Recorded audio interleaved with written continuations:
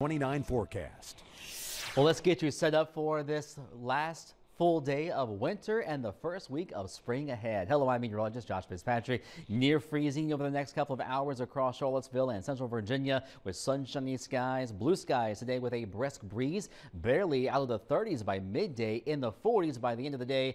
Well, that's about 15 degrees cooler than average for this time of the year. For the Shenandoah Valley, Harrisonburg, Stanton, Waynesboro, here's your first forecast. We're going to be at or below freezing through about noon today with sunshine, blue skies. A blustery breeze will make it feel cooler.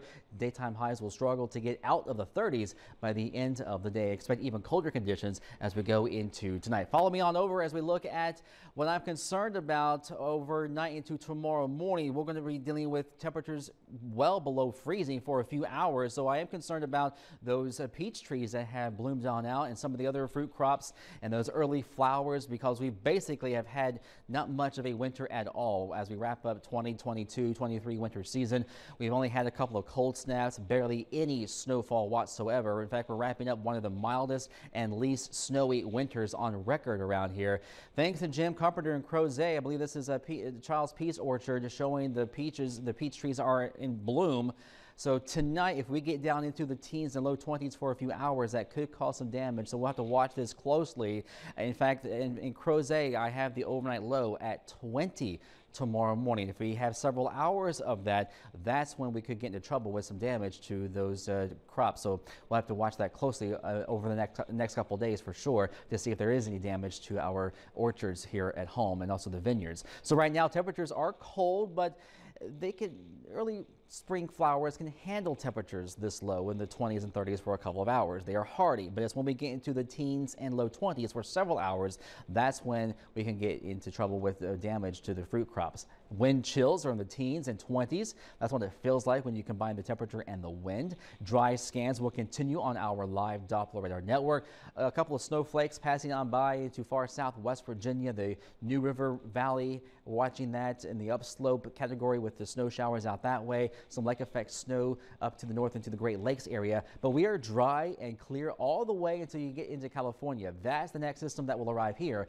by the start of next weekend. Our high-res weather tracker shows less wind overnight, fair skies, starry skies up above, lots of sunshine for your Monday with a southwest wind kicking in that will eventually give us a warmer weather pattern. So it will be a mild first week of spring with highs reaching the 60s and the 70s at the end of the week. Our next weather system will arrive here by the start of next weekend with rain showers. It'll be cloudier towards the end of the week because of a warm front nearby, but the better chances for some rain clouds will arrive here later Friday night and the start of next weekend.